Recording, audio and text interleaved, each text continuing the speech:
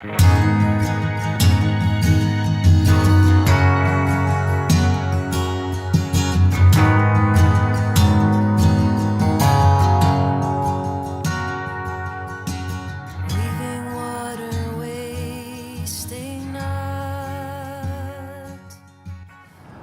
and welcome to a new series of Rising Clyde, the Scottish Climate Justice Show. I'm Iain Bruce and we're beginning this new series here in Grangemouth for a very good reason, because it's here that all the strands of the climate crisis collide. We're talking about the fossil fuel industry, what its plans are. Here they're going to shed 400 jobs to close the refinery, but they're going to keep producing the same stuff with oil imported from abroad. We're talking about the Scottish Government and its policies for a just transition, how they combine with the UK Government's policies and the lack of action from both of those parties. We're talking about the workers represented by Unite the Union and their plan to respect their jobs and their skills. And we're talking about the climate justice movement, which wants much more rapid action, much more radical action towards a transition, but a transition that's just, with just action that takes account and involves the communities and the workers. All of that is what we're going to try and unpick in this programme.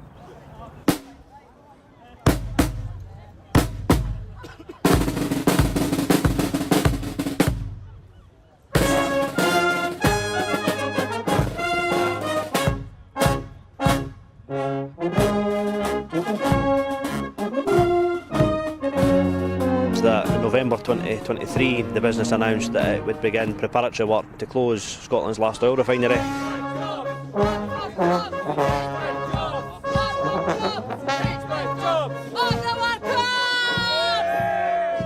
In that period there's been discussions about would it happen, would it not happen, could there be alternatives, could there be interventions, and unfortunately in September 2024 the company as much as confirmed that they were not going to do anything different, they were going to go ahead with the plans, and that ultimately means the end of the Grangemouth oil refinery and the start of a new business which will be an import terminal, and that effectively means instead of producing stuff here at Grangemouth today they'll go on to import it. It will be manufactured elsewhere and imported here. If that plan does progress and there's no intervention, then thousands of people will be out of employment. Today, Petroineos, which is the employer, the main employer who operates the site, employs 500 people directly, but the site of course has many more, in actual fact thousands more contractors and supply chain jobs and everything. So a recent economic impact assessment carried out by PwC showed just shy of 3,000 jobs reliant on the site's existence, and that's purely the refinery. And the whole point of just transition is supposed to be about putting people first, listening to the voice of the workers who are going to be affected by that transition, and it's supposed to be about protecting their communities. And I've got something to say, and I hope the politicians are listening, because if they can't keep Grangemouth open, then there is no such thing as a just transition.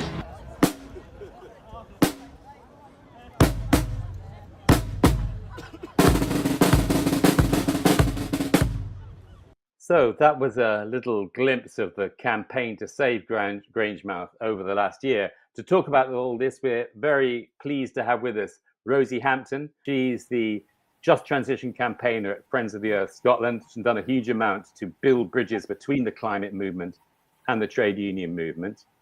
And Ewan Gibbs, who describes himself on the Glasgow University website as a historian of industry, energy, and protest. I think that's right. Is that right, Ewan? Yeah. And probably done more than anybody in Scotland to recover the memory and the experience of previous energy transitions here, particularly the end of the coal industry, and to think about how those apply to the challenges ahead of us. So thank you so much to both of you. There's a lot to talk about here, so let's try and break it down into maybe three parts. Let's start with the situation now. Assuming we don't have any major change in the situation, any major intervention, what does what's going to happen over the next few months, and what does that mean for the industry and for the climate, for CO2 emissions, and what does it mean above all for the communities and the workers? Rosie, do you want to kick us off on that?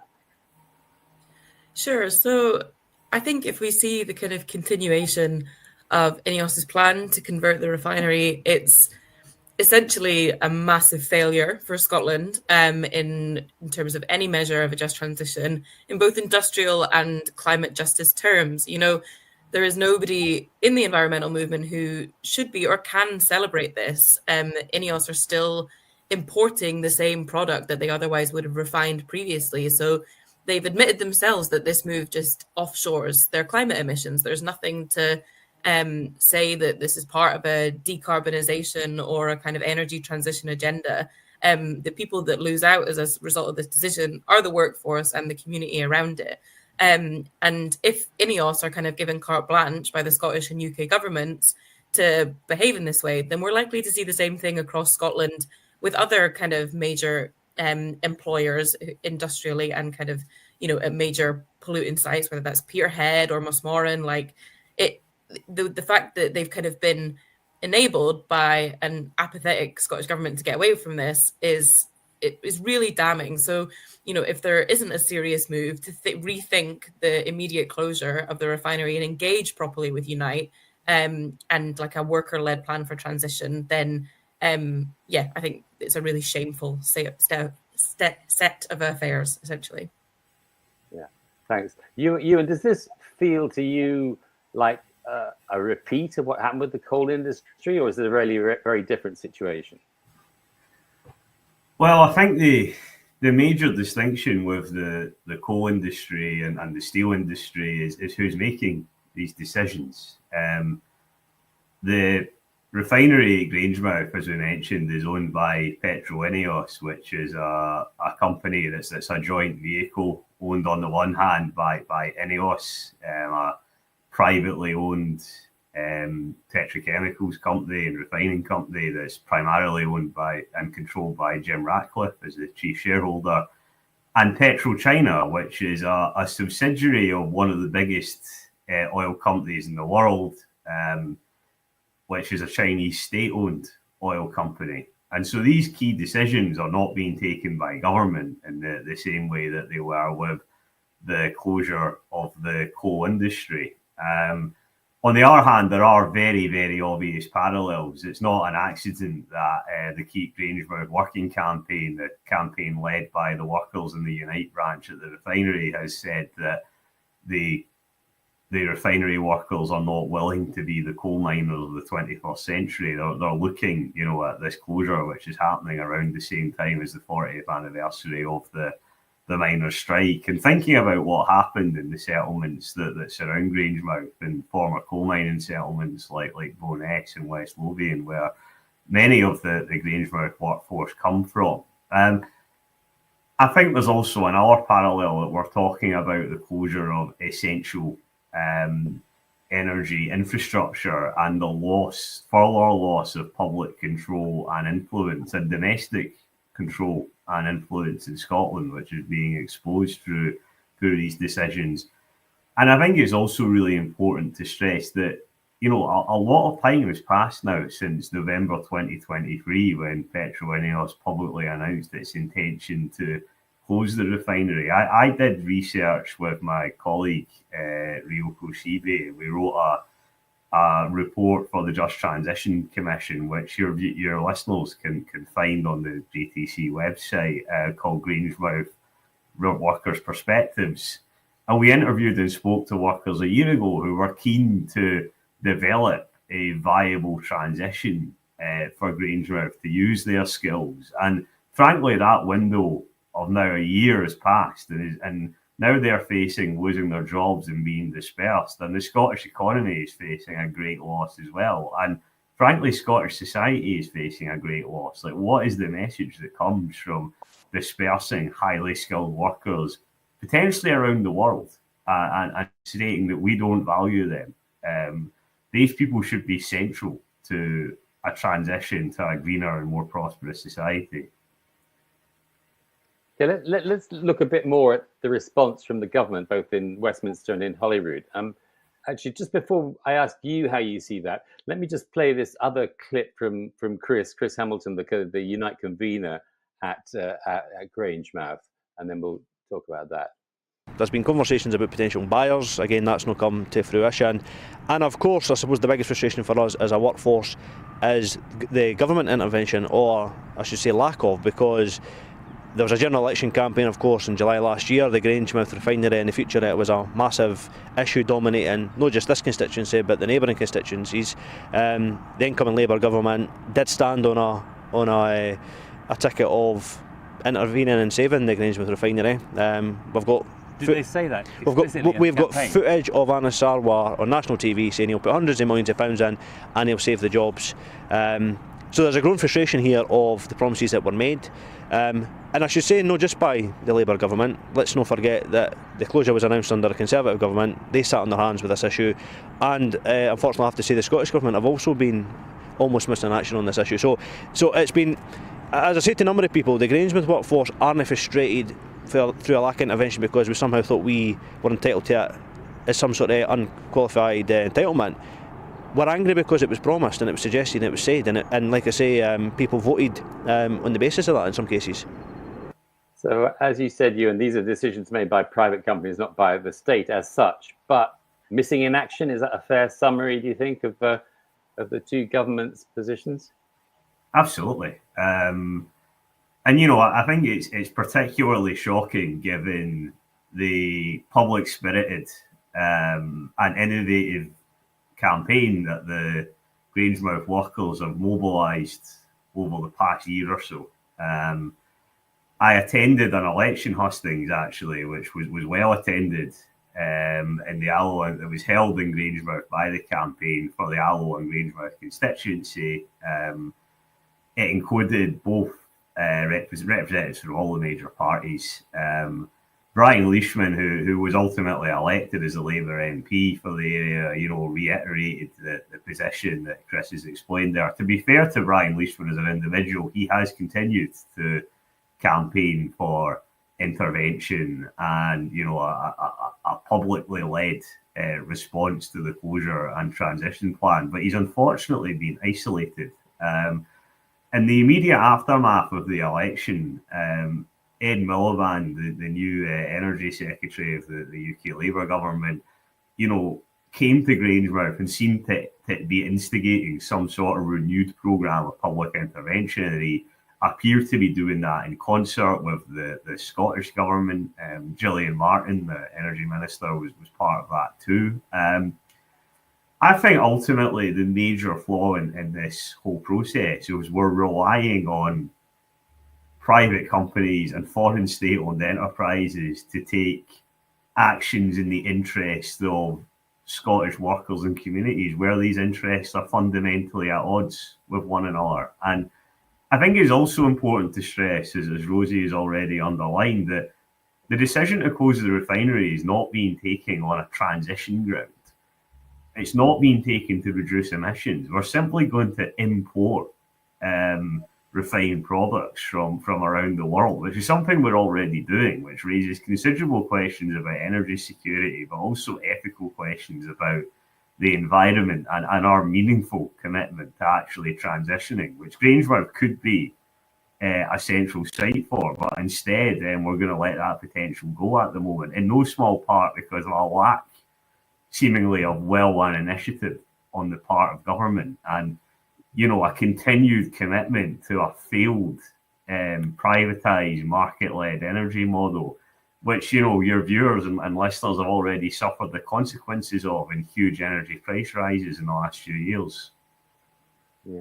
Rosie, I mean, how do you understand this failure? I'm thinking particularly of the Scottish government, although I know it's a reserved, you know, it's not immediately their responsibility, but they seem to have not stepped up to, you know, to what might have been expected of them. How does that fit into the Scottish government's approach to a just transition at the moment, do you think?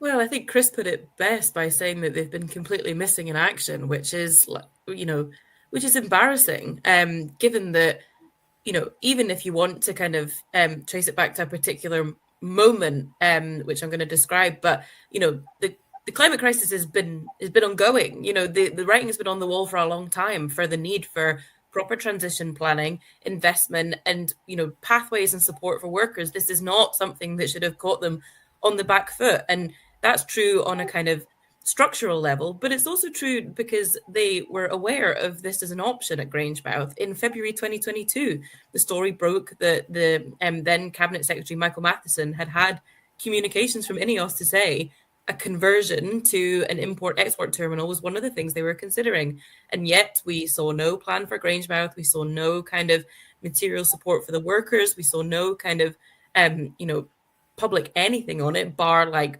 one inquiry by one Scottish Government committee, which Ineos refused to give evidence to, yet there's no kind of public outcry about that. So there's just been constant points along the way where they've had it in plain sight in front of them to do something about, and they've refused, which would be embarrassing in and of itself and very shameful. But what's worse is that they continue to give public money to Ineos with no kind of conditionality, which it's ironic. I was reading the draft of their Scottish Government plan for Grangemouth last week, and you would think it was written by a kind of abstract stakeholder who doesn't have the power of a Scottish Government. It said that they were going to develop conditionality for public money. Well, stable door, horses bolted. You've already given it to Ineos, who have behaved in exactly the antithesis of what a just transition should look like. They've had Scottish enterprise grants. Project Willow, for example, is another example of essentially very kind of shady terms, secret terms and conditions of public money going to the private company that has already proven that they've got no interest in a genuinely just transition. Explain a bit more about that Project Willow thing, because I think that's a part of the jigsaw puzzle that most people don't know much about. Does it make a difference? Sure. Well, the short answer to that is definitely not. It's £1.6 million of funding from both the Scottish and UK governments, which has been allocated to figure out what the long-term transition options are for the general industrial complex. It has been given to Ineos, who have then kind of commissioned EY, the consultancy firm, to do this kind of work. But it does nothing for the workers who are actually employed at the refinery in the short term, which is baffling, because I don't really understand why that money needs to go towards the company themselves to then commission out, rather than look inward at what the workers are saying right now about what the transition plan could be. So it's just another way of kind of enabling a private employer who's proven time and time again that they can't be trusted. And this kind of laissez-faire, apathetic attitude of the Scottish government is just pathetic in comparison. It's really, really, any claim that Scotland is a leader in terms of just transition, you only have to look to Grangemouth to see that couldn't be further from the truth. Could I add a couple of things? Yes, to of that? course. Go ahead. Yeah. I completely agree with Rosie. I think it's worth saying that the Scottish government has also been, guilty, I think, in many respects, of rejecting its own good, the own good advice that it's received. The Just Transition Commission, which is an independent advisory body, has been flagging the dangers around, public money and the need for conditionality. I think also the Just Transition plan for Grangemouth, the draft that Rosie mentioned, is written as though this closure is not imminent and happening. Like, hundreds of workers are facing losing their jobs in a matter of weeks right now. And this plan is frankly inadequate in meeting that occasion. It's written as a quite speculative long-term plan, and it frankly just reveals the powerlessness of an approach that hands agency to private investors, where our job, if we want, as the state or the public sector, is simply to hopefully massage that behaviour in a relatively favourable direction. We need a far more public-centred approach to that. And I think part of the risk with this as well is the dangerous over-reliance of the Scottish Government on consultancy firms. Like, we've already mentioned PwC and EY as having been commissioned to write key reports here. why is the Scottish Government not building internal strength to do this? And why isn't it doing more work, say, with relevant universities or Scottish institutions and academics, instead of outsourcing this sort of work to, consultancy firms that are naturally orientated towards market-based solutions in big business? Like, that inherently limits the capacity of government and also the sorts of ideas that are likely to entertain. Yeah, or indeed looking at the workers' own plan, as you mentioned, Rosie. Yeah, absolutely. Which I wanted to have a look at. Here's Chris just one more time talking about how they see a possible transition to producing sustainable aviation fuels. For a just transition to be delivered here at Grangemouth, there needs to be a realisation that this refinery needs to continue in some form. It can't be a cliff edge closure and an unjust transition as well. It looks like we're heading to. So we've called for an extension, invest and then transition. The question was always going to be, what is that transition? What does that look like and where could we go for there? And what the United Union has done is they've come up with a plan which is almost in tandem with the UK government's SAF mandate, which by 2030 they're suggesting, or they're mandating I should say, that 10% aviation fuel should come from the SAF base and not fossil fuel based. So therefore, Unite sat back, they went, well, there's a mandate for this future fuel, it needs to be manufactured somewhere. Why not produce it here at Grangemouth? We've got the highly skilled workforce, we've got the infrastructure. The site today already makes aviation fuel, we've got the customer networks, so it's a no-brainer in the sense of, let's not just import this fuel, because this isn't a question of, is this fuel coming? The government's mandating that it will come. We've got airports returning and saying they are ready to use this stuff. It's a question of where we're going to produce it. Ewan, I don't know how much you've been involved with at all, the talks around that plan, but does it seem to make sense to you from the workers' point of view? Yeah, I mean, I've not read the plan. I'm also not an engineer. I'm a historian and a social scientist. But I think what's important here is that workers have shown the initiative, workers in their union, to come together and to develop a serious, credible plan. And it's currently sitting on the desk of government that would keep the refinery open, that would move towards a greener form of manufacturing, and that would use the advantages that Grangemouth has, that Chris mentioned. Grangemouth is at the centre of a series of pipelines that people might not be aware of, that they rely on every day. Like, Grangemouth is connected to the North Sea industry, it's connected to Mossmoran site in Fife. It's also connected to other refineries and petrochemicals plants in England as well. Any, I think, plan for the future development of Grangemouth would have to use those strategic advantages, along with the major strategic advantage of the skills of the workforce. Now, this plan has been developed and it should be being advanced. And it should be part of a conversation of options for Grangemouth that look towards, a future beyond refining oil, towards greener forms of manufacturing, whether that involves SAF or green hydrogen or other options. That should be the sort of discussion we're having about Grangemouth. I think the other thing I would add, and I understand there are discussions to be had around SAF, for instance, is the workers have developed this plan in tandem with the framework that the UK government has developed for transition. So arguments around SAF, for instance, to me have to be phrased in those terms, in terms of if we don't want to go down that road, it's about shifting the UK government plan and then amending the plan for delivering jobs at Grangemouth in that context, not turning on the workforce who have developed a credible plan within that framework. Right. I mean, as you indicated Ewan, I mean, there are people in the climate movement who think sustainable aviation fuel is a bit of a fantasy, basically, and it's.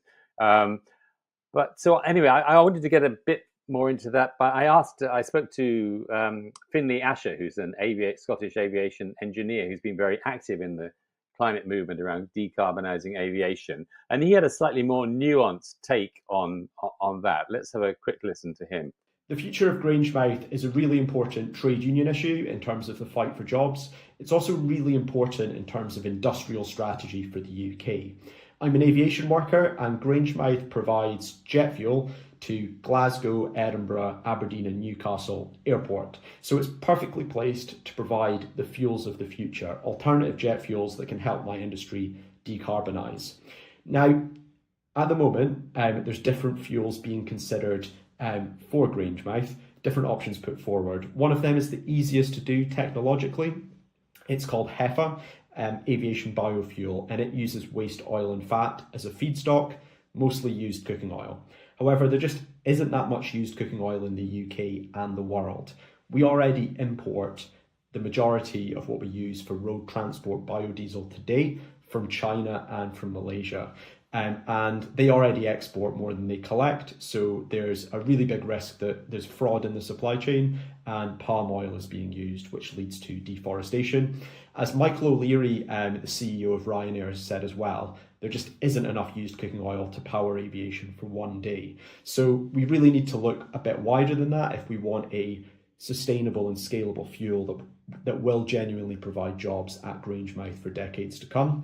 We'd like to see the UK government look a bit wider. It needs to consider more scalable fuels such as electrofuels that would make use of, the North Sea offshore wind potential there.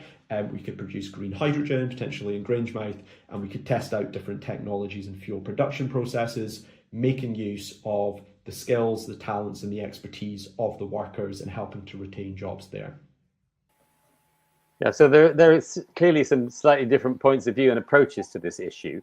But as you said, Ewan, that debate doesn't seem to be happening. So I'm wondering, Rosie, is the climate movement ready, prepared to engage in that debate? How do you organise a worker-led transition for Grangemouth?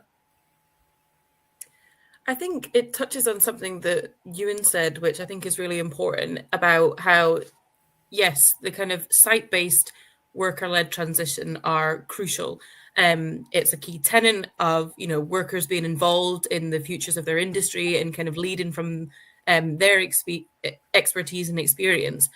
But without that kind of coordinated approach, which really needs a kind of coordinating strong arm of governments, local authorities, you're really operating within a restricted terrain. So like Ewan said, the Grangemouth workers are operating within the constraints of SAF mandates and thinking about what is realistic. Then they're also kind of working within, kind of the Scottish Government context as well. And I think that's something that within the climate movement, when we're thinking about how to be, serious about what industrial demands for just transition are, we also need to be thinking in those terms too. And that means making kind of both site-based arguments, but also kind of scaling them up. So I think one of the things that we try to lead with is that when we want to see good jobs for workers in these industries, one of the primary things is about job security. And if we think about aviation as a sector in general, yes, there will be ways in which we can kind of, think through the fuels that Finlay mentioned in his clip. But there's also questions around general demand reduction for, really carbon intensive ways of travel, like driving, like flying. And is that an industry that is going to be sustainable for the very, very long term for workers and things like that? So, there needs to be all of these different conversations joined up and a much more coordinated approach, because, it's one thing to think about what's going to help us in the next 10 to 20 years. But if generally we're moving to a place with much less air travel, much less cars on the road, then we want to be thinking about genuinely sustainable options, which I don't think that conversation is there. So we're kind of in the middle of like, a rock and a hard place, honestly. Well, we're not. I wouldn't say the climate movement is. I would say the Scottish Government and UK governments are, where they're not doing enough to address the very short-term situation with workers about to lose their jobs. But they're also quite short-termist, and they're thinking about quote-unquote solutions, because the longer term with, targets around demand reduction for aviation in general, the Scottish Government have targets around, how many cars are on the road. None of this is kind of coordinated in the way that it needs to be. And I think that sort of working across the climate movement needs to be, mirroring that lack at a kind of government level and saying, we have these answers. We're coordinated across worker-led movements, across trade unions, across groups that are demanding a just transition in aviation, all the way to those who are kind of moving to work in renewables and offshore. There's just, these things need to be connected, because otherwise you really risk people having to work within restrictions and feeling quite atomized and alienated because of it.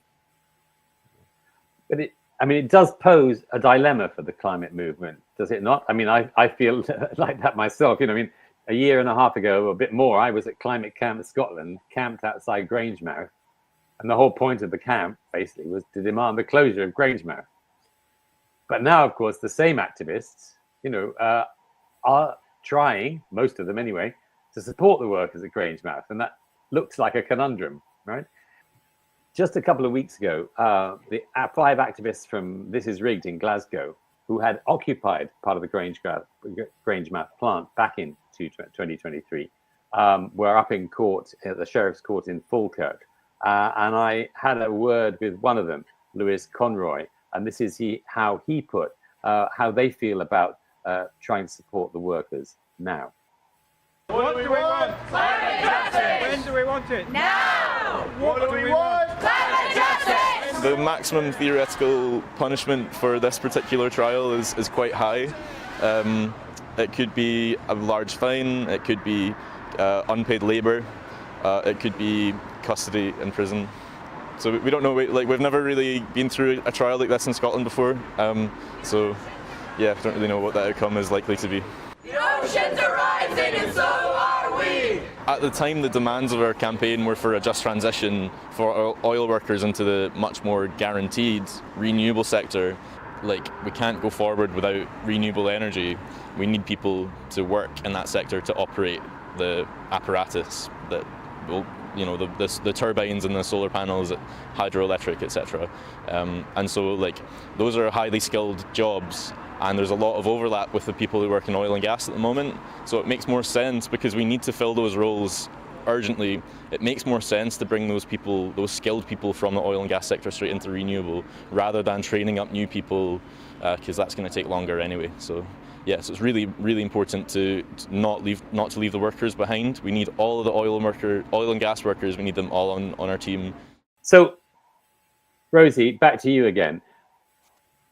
You feel this is a dilemma, a kind of contradiction? So I don't necessarily see them as in contradiction with one another. I think when protesters, when activists take the move to kind of occupy or disrupt infrastructure, I think This Is Rigged in particular, we're very clear about the demands being levied against billionaires like Jim Ratcliffe and levied against the institution of private energy in general, rather than the kind of downplaying from the workforce. And I think there's a bit of an ecology of the climate movement in you have people kind of doing that direct action work, which if it stops Ineos's profits for even an hour, that is a useful intervention in that system. And you can also simultaneously be doing that kind of long-term work with workers and kind of thinking through how to support their transition plans and kind of bringing that together, because I'm always wary of kind of pitting those two things at odds with one another, especially in a context where, as you've said, those people are now up against a very repressive state, which is clamping down more and more on these sort of acts of protest, because they're known to be effective. If they threaten capital, they're effective, and that is part of it. And I think actually divorcing the interests of capital from the interests of the workforce at Grangemouth is a crucial task of any kind of organising for a just transition.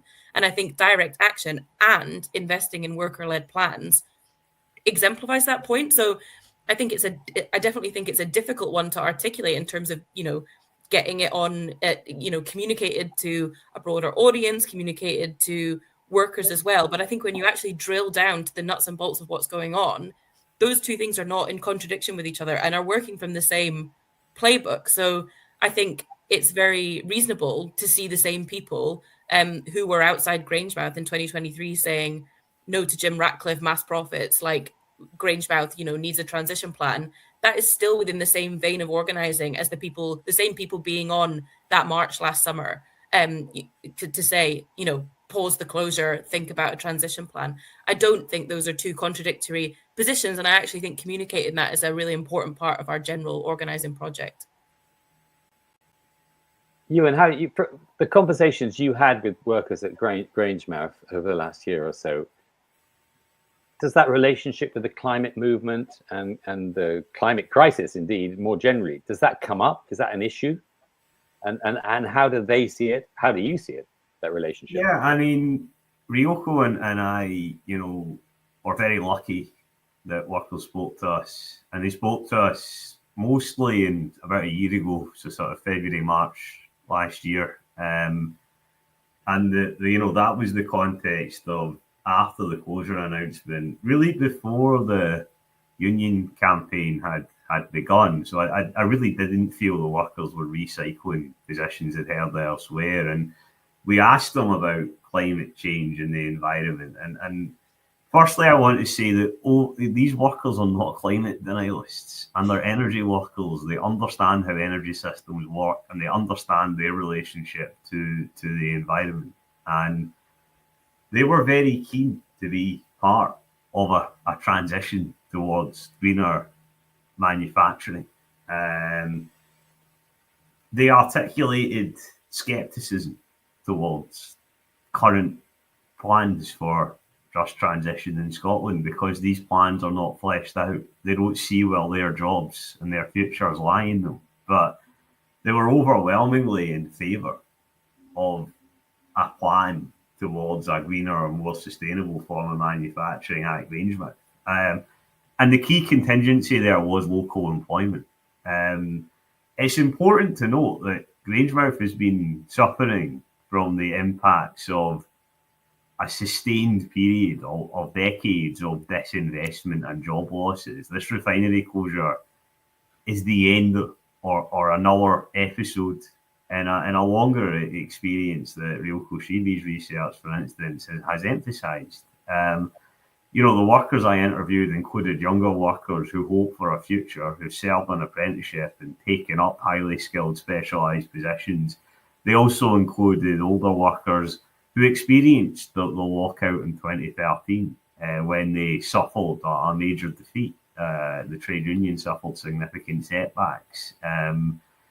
And on that occasion, workers left Grangemouth to go and work in the Middle East or the North Sea or other parts of the global oil industry. And that could happen again. I interviewed workers that are weighing up opportunities to go and work in Asia or in Australia. And in some cases, in greening sectors, because that's where in some cases these sectors are growing and developing in a way that they aren't in Scotland. So, these workers are keen to use their skills and be part of a transition, but they don't see that as on the cards at the moment. They were right about that a year ago, unfortunately, given the picture that they're facing right now. Right. We're almost out of time, but I just wanted to leave you any final thoughts on this, and I think on that particularly crucial issue of how to combine the climate justice movement with the workers' movement, with the trade union movement. What can and needs to be done in the immediate future to approach that? Either of you? I think that, in some ways, from a labour and trade union movement point of view, the same issues here are the issues that we've always faced. That the interests of the community workers in the environment are not the interests of Jim Ratcliffe and Petroineos. And frankly, we need a massive change in government agendas that recognise that and recognise that there's an urgent need for public sector-led action to urgently intervene and transform the situation at Grangemouth and to develop a set of frameworks and plans right now that secures the jobs that refinery workers currently hold and sets them on a movement towards greener manufacturing as part of a national plan. And I think that's urgently important for Grangemouth in central Scotland and for the Scottish economy at large. But more than that, it's also important because a much larger workforce in the North Sea industry and in other carbon-intensive sectors across the UK as well as in Scotland are looking at Grangemouth. Grangemouth is a site that is comparatively easy, I think, to transition, in contrast, say, with the offshore oil sector. If this isn't done at Grangemouth, which has been widely spoke of as a litmus test of just transition, it now looks like a clear case of unjust transition. If that passes at Grangemouth, it will set a very pessimistic tone for the future of transition across Scotland and Britain. Rosie, a final thought on this issue and this relationship?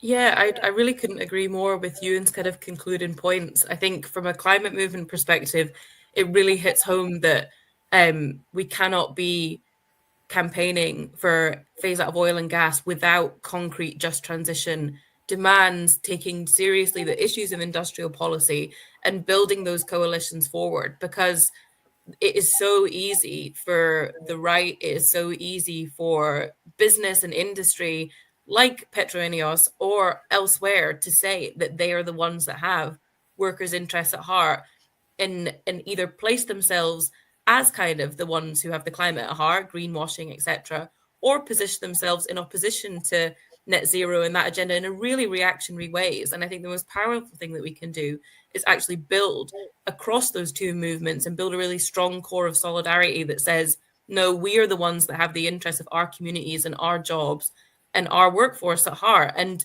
you can't kind of argue against that. So I think it's an insurmountable task, but as Ewan said, it's kind of it couldn't be more important. And I think we have made progress in that sense. And I think it's just a case of kind of building on it, because if we can't do it in, I think if things essentially like don't pick up from Grangemouth, then we're really risking the same kind of domino effect helping elsewhere from the top down. But I think from the bottom up and looking at the kind of grassroots organizing that's been happening, I think will be, I think there's lots to resist and kind of build together on that I do have hope for. I think the picture from the Scottish governments, from industry, is definitely one that people can be pessimistic about. But I think the coalitions that are building are one thing that we can kind of draw inspiration from.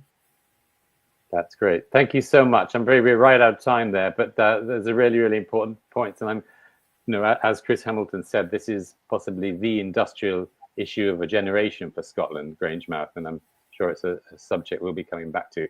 Thank you very much to both of you, and thank you for watching, for listening. This is Rising Clyde. Until next time, goodbye.